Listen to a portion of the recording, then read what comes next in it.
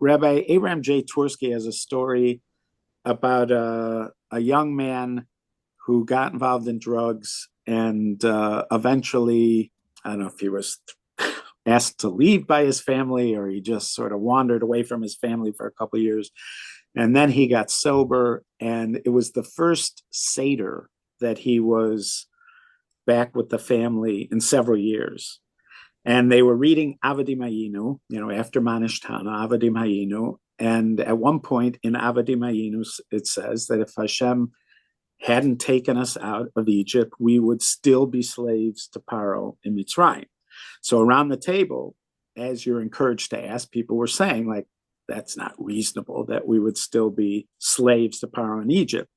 But this young man who had been struggling with addiction for several years says, I know what it means.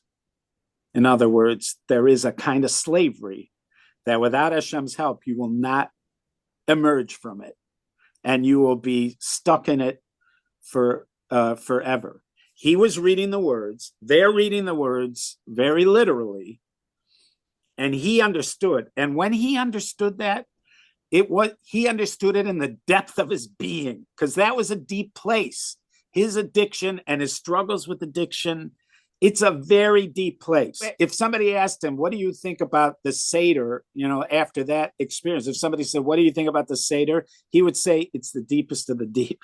It was talking to me exactly where I was, right? And he knew it, and it was, it was saying something relevant to him at that place. But if you're just reading the words, not going to get there. No.